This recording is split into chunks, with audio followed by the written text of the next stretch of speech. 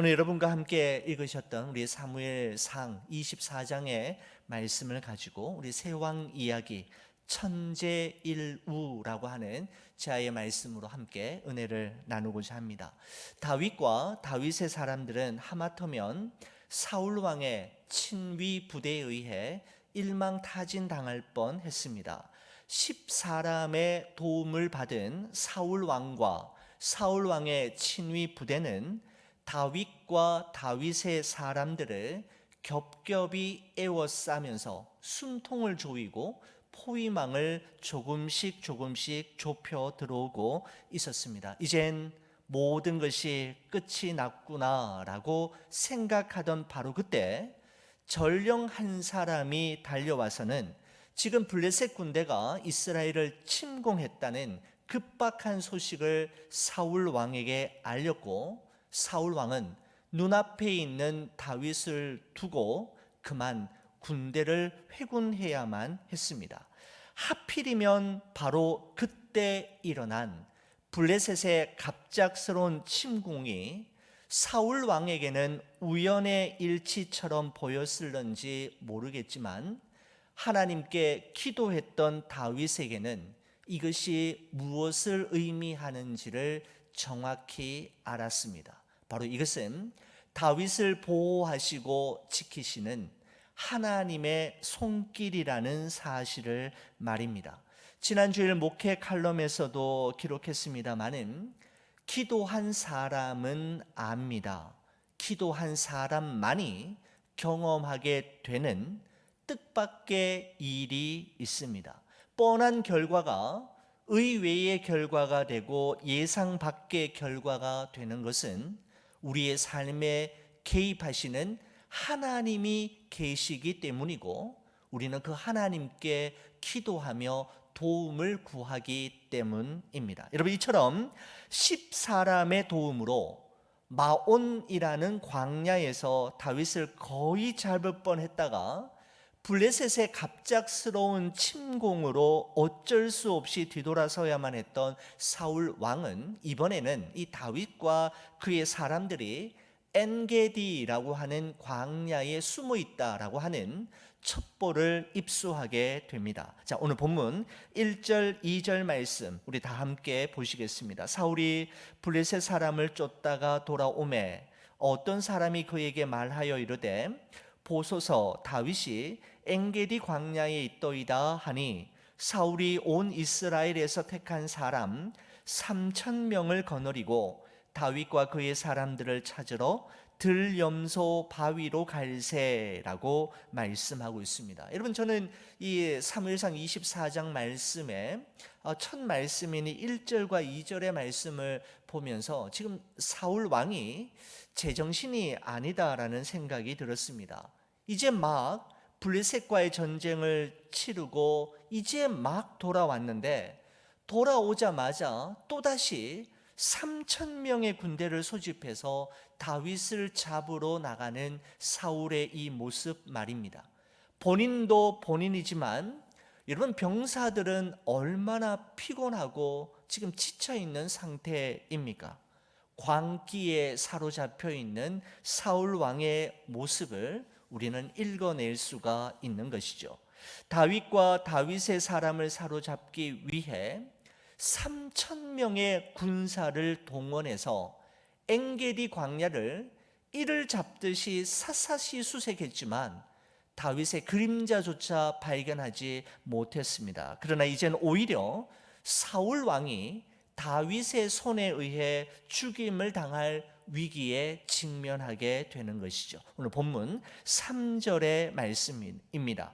길가 양의 우리에 이른즉 굴이 있는지라 사울이 뒤를 보러 들어가니라 다윗과 그의 사람들이 그 굴 깊은 곳에 있더니라고 말씀합니다. 자, 여기 말씀해 보시면 사울이 뒤를 보러 들어가니라 라는 말이 있는데, 여러분, 이 말은 볼일을 보러 동굴 안으로 들어갔다라는 것입니다. 여러분, 이것은 성경이 민망한 표현을 완곡한 표현으로 사용하기 위해, 다른 말로 하면 대변을 보러 굴 안으로 들어갔다, 그렇게 해석하시면 되겠습니다. 여러분, 그런데 참 아이러니하게도 하필이면 사울 왕이 대변을 보기 위해 들어갔던 그 동굴 안에 바로 다윗과 다윗의 사람들이 숨어 있었던 것입니다. 여러분, 밝은 데 있다가 갑자기 어두운 곳으로 들어가면 우리의 눈이 적응하기 위해서 이건 당분간 몇 분 정도는 잘 보이지 않지 않습니까? 여러분, 하지만 이미 동굴 안에 숨어 있었던, 들어가 있었던 다윗과 다윗의 사람들은 사울 왕이 이 동굴 안에 들어와서 하는 행동들을 다 지켜보고 있는 것이죠. 여러분, 자 보십시오. 사울 왕은 자신이 데리고 온 3,000명의 군사와 잠시 떨어져서 어두운 동굴 안에 혼자 남아있는 상태가 되었고, 볼일을 보기 위해서 칼과 무기를 부착하고 있는 갑옷의 겉옷을 벗어둔 채 무방비 상태로 볼일을 보고 있는 것입니다. 여러분, 그런데 똑같은 지금 이 사울 왕의 이 모습을 보면서 다윗과 다윗을 따르는 사람들의 해석과 반응이 서로 다르게 나타나는 것을 볼 수가 있습니다. 자, 먼저 다윗의 사람들은 지금 사울 왕이 하고 있는 지금 이 상황을 어떻게 해석했는지 한번 살펴보겠습니다. 4절의 말씀을 보시죠. 다윗의 사람들이 이르되 보소서, 여호와께서 당신에게 이르시기를 내가 원수를 내 손에 넘기리니 내 생각에 좋은 대로 그에게 행하라 하시더니 이것이 그날이니이다 하니라고 말씀하고 있습니다. 다윗을 따르고 있던 사람들은 이구동성으로 드디어 그날이 왔다고 이야기하는 것입니다. 지금 이 상황이야말로 사울 왕을 제거할 수 있는 하나님이 주신 절호의 기회, 하나님이 말씀하셨던 바로 그날 그 순간이 이제야 오고 말았다라고 이야기하는 것입니다. 여러분, 한자 성어 중에 천재일우라고 하는 단어가 있는데, 여러분, 이 단어의 의미는 천년에 한 번 정도 만날까 말까 하는 기회, 천년에 한 번 정도 올까 말까 하는 기회를 일컫는 말이 한자 성어인데, 여러분, 그러니까 이런 의미이죠. 좀처럼 얻기 어려운 너무 좋은 기회를 이야기할 때 천재일우라고 하는 한자 성어를 쓰게 됩니다. 여러분, 어느 누가 보아도 지금 이 상황은 하나님이 주신 기회처럼 보이고, 다윗이 한 칼에 사울을 제거한다 한들 어느 누구도 다윗에게 돌을 던질 사람은 아무도 없는 것입니다. 다윗도 그동안 할 만큼 했고, 다윗도 그동안 참을 만큼 참았지 않습니까? 그렇습니다. 지금 이 기회는 하늘이 다윗에게 준 천재일우와 같은 것이었습니다.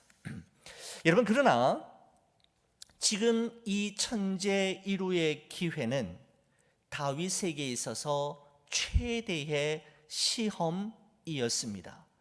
다윗의 중심을 알고자 하시는 하나님의 마지막 테스트와 같은 것이죠. 다윗은 자신에게 주어진 기회와 힘을 사용하지 않고 스스로 그 기회와 힘을 거두어 드릴 수 있는 영적 저력을 가진 사람으로 이미 빚어져 가고 있었던 것입니다. 여러분, 그렇습니다. 진정한 힘은 그렇게 할 수 있지만 그렇게 하지 않는 데에서 나타나게 되는 법이지요. 충분히 다윗은 사울 왕을 제거함으로 도망자의 삶을 청산하고 새로운 삶의 챕터를, 왕의 신분을 가지고 시작할 수 있었음에도 불구하고 그 힘을 거두어 드리는 것을 볼 수가 있습니다. 그렇습니다. 그렇게 할 수 있지만 그렇게 하지 않는 데에서 진정한 저력이 나타나게 되는 것이죠. 여러분, 그렇다면 다윗은 지금 이 상황을 어떻게 해석하고 반응했을까요? 여러분, 4절 마지막 부분부터 7절까지의 말씀을 제가 한번 읽어보겠습니다. 다윗이 일어나서 사울의 겉옷자락을 가만히 베니라. 그리한 후에 사울의 옷자락 뱀으로 말미암아 다윗의 마음이 찔려 자기 사람들에게 이르되 내가 손을 들어 여호와의 기름 부음을 받은 내 주를 치는 것은 여호와께서 금하시는 것이니 그는 여호와의 기름 부음을 받은 자가 됨이니라 하고, 다윗이 이 말로 자기 사람들을 금하여 사울을 해하지 못하게 하니라. 사울이 일어나 굴에서 나가 자기 길을 가니라 라고 말씀하고 있습니다. 여러분, 지금 이 기회는 어느 누가 보아도 두 번 다시 오지 않을 하나님이 주신 기회처럼 보이고 정당한 이유와 분명한 명분이 있는 일이며 도망자의 삶을 청산할 수 있는 너무너무 좋은 기회임에도 불구하고 다윗은 자기 중심적인 해석과 자기 입장에서의 적용을 거부합니다. 그리고 다윗은 자신을 따르는 사람들에게 자신의 손으로 사울을 죽이지 않는 이유와 사울의 겉옷을 조금 베고도 마음에 찔려서 죄책감을 느끼는 이유에 대해서 설명을 하는데, 이유는 한 가지입니다. 사울 왕 그가 여호와의 기름 부음을 받은 자이기 때문이다라는 것이죠. 여호와의 기름 부음을 받은 자이니다라고 하는 표현이 두 번이나 반복 사용되면서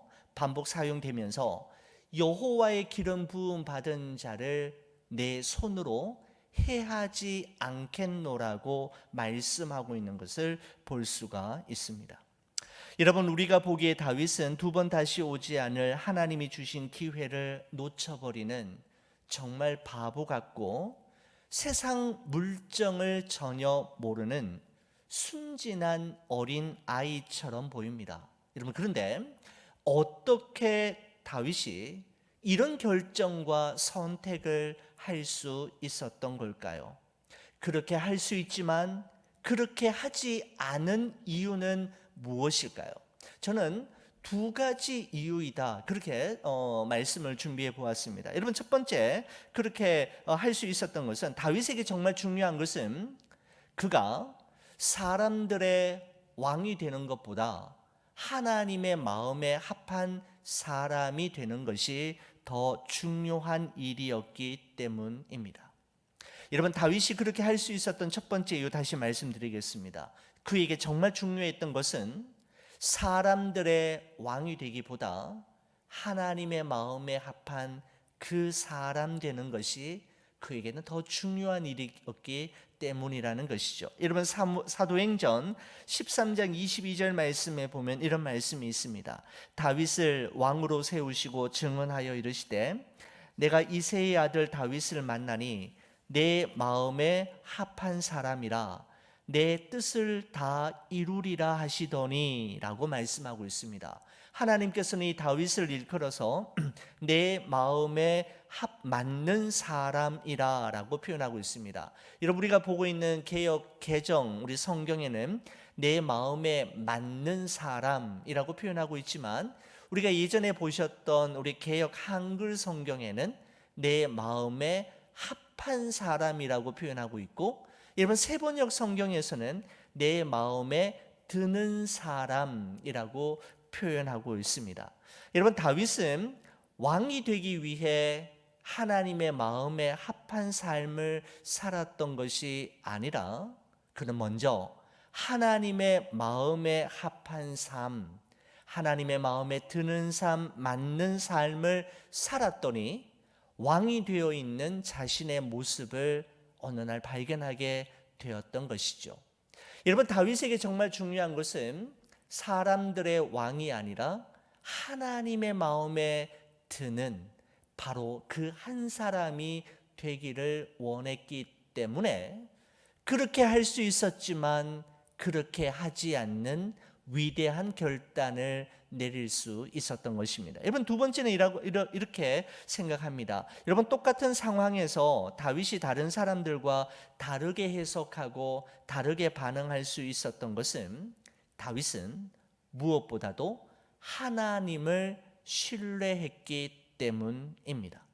다윗은 자신을 찌르는 가시보다 그 가시를 허락하신 하나님께 집중하였고, 그 가시를 허락하신 하나님을 바라보았던 것입니다.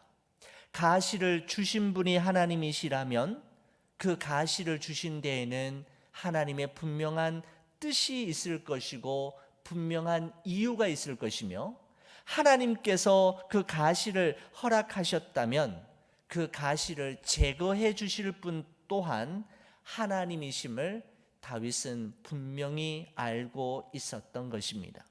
도망자의 삶을 통해 다윗이 배웠던 소중한 깨달음이 있다면 그것은 바로 어떠한 상황, 어떠한 형편에서도 하나님을 끝까지 신뢰하는 것이었습니다. 하나님을 신뢰했을 때 다윗은 자의적인 해석과 자기중심적인 적용을 내려놓고 하나님의 손에 사울 왕과 이 문제를 맡겨드리는 그러한 결정을 할 수가 있었던 것이죠. 내가 해결하는 것이 아니라, 내 손으로 문제를 푸는 것이 아니라 하나님께 맡기는 것이었습니다. 여러분, 다윗의 결정은 천재일우의 기회를 놓쳐버리는 정말 어리석은 결정 같아 보였지만, 다윗의 그 결정은 하나님을 끝까지 신뢰하는 자만이 할 수 있는 결정이었고, 하나님의 마음에 합한 사람만이 내릴 수 있는 선택이었음을 우리는 본문의 말씀을 통해서 발견할 수가 있는 것입니다. 여러분, 한편 깜깜한 동굴 안에서 일어난 이 엄청난 사실을 전혀 모른 채 볼일을 시원하게 보고 동굴 밖으로 나간 이 사울 왕은 뒤에서 부르는 다윗의 목소리를 듣는 순간 화들짝 놀라게 됩니다. 다윗은 자신의 손에 들려있는 사울 왕의 겉옷 자락을 보여주면서 동굴 안에서 있었던 일들을 낱낱이 이야기하는 것이죠. 왕이 동굴 안으로 들어왔을 때 나를 따르는 많은 사람들은 이구동성으로 말하기를 하나님이 주신 기회입니다. 천재일우입니다. 그날이 온 것입니다. 하나님이 주신 기회를 놓치지 말고 사울 왕을 제거하십시오. 그러면 우리 도망자의 삶은 끝이 나고 당신은 왕이 될 것이며 우리는 개국 공신이 될 것입니다. 사울을 치십시오. 기회가 온 것입니다. 라고 말했지만, 나는 왕이 여호와께 기름 부은 왕이라는 사실을 이야기하며 당신의 몸에 손을 대지 않았습니다. 그러나 내가 당신을 죽일 수 있었지만 죽이지 않았던 그 증거로 그의 그 겉옷 자락을, 사울 왕의 겉옷 자락을 보여주었던 것입니다. 여러분, 그러면서 12절에 다윗이 이렇게 이야기합니다. 여호와께서는 나와 왕 사이를 판단하사 여호와께서 나를 위하여 왕에게 보복하시려니와 내 손으로는 왕을 해치지 않겠나이다. 여러분, 15절 말씀도 보시죠. 그런즉 여호와께서 재판장이 되어 나와 왕 사이에 심판하사 나의 사정을 살펴 억울함을 풀어주시고 나를 왕의 손에서 건지시기를 원하나이다 하니라 라고 말씀하고 있습니다. 다윗은 자기 자신과 사울 왕 사이에 진정한 재판장은 하나님이시며 하나님이 결정을 내려주시기를 바라며 하나님의 손에 이 문제를 맡기고 있는 것입니다. 여러분, 저는 이 말씀을 묵상하면서 사도 바울이 로마서 12장에서 했던 말이 기억이 납니다. 여러분, 로마서 12장 17절 18절에 보면 이런 말씀이 있습니다. 아무에게도 악을 악으로 갚지 말고 모든 사람 앞에서 선한 일을 도모하라. 할 수 있거든 너희로서는 모든 사람과 더불어 화목하라라고 말하였습니다. 여러분 여기 보시게 되면 이런 표현이 있죠. 할 수 있거든 너희로서는 모든 사람과 더불어 화목하라라고 하는 이 말은, 여러분 내가 모든 할 수 있거든이라고 하는 그 말에 여러분 한번 초점을 맞춰 보시기 바랍니다. 이 말은 내가 모든 사람들과 항상 화목하고 모든 사람들이 나를 좋아하게 만드는 일은 정말 쉽지 않음을 이야기하고 있는 것이죠. 여러분 인간관계는 가까울 때가 있는가 하면 멀어질 때가 있고 멀어질 때가 있는가 하면 가까워질 때도 있는 법이지 않습니까? 여러분 그럼에도 불구하고 성도는 될 수만 있다면 모든 사람들과 더불어 화목하라. 피스메이커가 되어야지 트러블 메이커가 되어서는 안 된다고 말하고 있는 것입니다. 여러분 그러면서 사도 바울은 원수와 더불어 살아가는 두 가지 비결을 우리에게 소개하고 있는데, 여러분 하나는 하나님의 손에 그를 맡기는 것입니다. 여러분 로마서 12장 19절에 보면 이렇게 되어 있습니다. 내 사랑하는 자들아 너희가 친히 원수를 갚지 말고 하나님의 진노하심에 맡기라. 기록되었으되 원수 갚는 것이 내게 있으니 내가 갚으리라고 주께서 말씀하시니라 라고 말씀하고 있습니다. 여러분 원수 갚는 일은 하나님께 속한 일, 하나님의 영역이며 하나님의 몫이라는 말씀입니다. 그러므로 네가 직접 원수를 갚으려고 하거나 내 손으로 복수하려고 하지 말고 우리의 모든 것을 정확하게 아시는 재판장이 되시고 심판장이 되시는 하나님께 맡기라라고 말씀하고 있는 것입니다. 여러분 이것은 우리가 힘써야 할 일이 있는가 하면 하나님께 맡겨야만 하는 일이 있는데, 하나님께 맡겨야 하는 일들 중에 사람들과의 인간관계가 있음을 우리에게 말씀하고 있는 것이죠. 여러분 그렇습니다. 이 세상을 살아온 연수가 더해질수록 우리의 힘으로 할 수 있는 일과 우리의 능력으로 해결할 수 있는 일보다는 하나님께서 해 주셔야 하는 일과 하나님께 맡겨야 할 일들이 점점 더 많아짐을 우리가 여러분 느끼고 있지 않습니까? 바로 하나님께 맡겨야 할 일들 중에 중요한 것 하나가 뭐냐면 바로 인간관계에 관한 문제임을 사도 바울이 이야기하고 있는 것입니다. 사도 바울에게도 이 문제가 쉽지 않은 일이었음을 우리에게 비추고 있는 것이죠. 여러분 첫 번째는 하나님께 맡기는 것입니다. 두 번째는 무엇인가 하면 선으로 악을 이기라 이렇게 말씀하고 있습니다. 로마서 12장 20절에서 21절에 보면 계속해서 이렇게 이야기합니다. 내 원수가 줄이거든 먹이고 목마르거든 마시게 하라. 그리함으로 내가 숯불을 그 머리에 쌓아 놓으리라. 악에게 지지 말고 선으로 악을 이기라 라고 말씀하고 있습니다. 악을 이기는 길은 더 큰 악으로 보복하는 것이 아니라 더 큰 선으로 용서하는 것임을 말씀하고 있는 것이죠. 여러분 여기 말씀해 보면 우리가 좀 이해하기 힘든 표현이 하나 나오지 않습니까? 바울이 이렇게 이야기합니다. 원수가 줄이거든 먹이고 원수가 목마르거든 마시게 하라. 그렇게 함으로 내가 숯불을 그 사람의 머리에 쌓아 놓으리라 라고 말씀하고 있습니다. 여러분 이게 도대체 무슨 말입니까? 숯불을 그 사람의 머리 위에 쌓아 놓는다라는 말이 여러분 무슨 말일까요? 여러분 이런 의미입니다.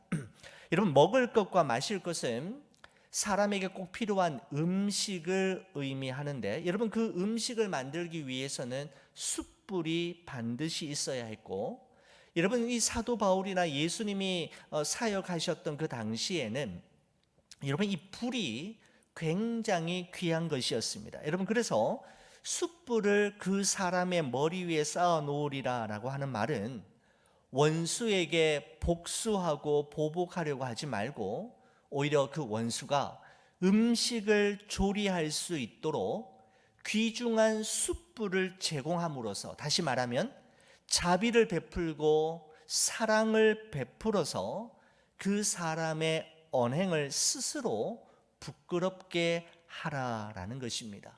바로 이것이 원수에게 복수하는 것보다 더 좋은 결과를 가져올 것이며 그 원수를 친구로 만드는 기회가 될 수 있음을 사도 바울이 이야기하는 것이죠. 바로 이것이 선으로 악을 이기라라고 하는 말씀의 의미입니다. 악을 이기는 것은 더 큰 악으로 보복하는 것이 아니라 그에게 자비를 베풀고 용서를 베풀고 선행을 행함으로 스스로 그 자신의 부끄러운 행위를 돌이킬 수 있도록 하는 것이 바로 선으로 악을 이기라는 의미입니다.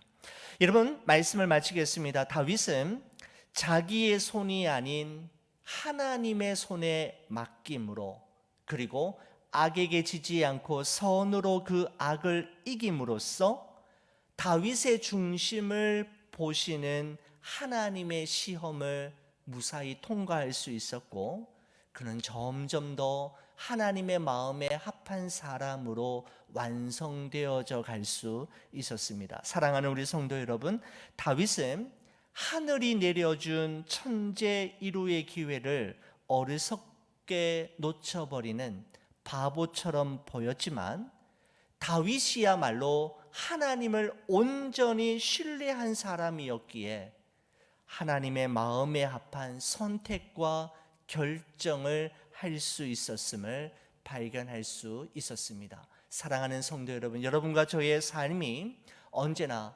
하나님을 온전히 신뢰함으로 그렇게 할 수 있지만 그렇게 하지 않는 더 큰 자비와 사랑으로 하나님 기뻐하시는 결정과 선택을 하며 살아가시는 여러분과 제가 되기를 주의 이름으로 간절히 축원을 드립니다.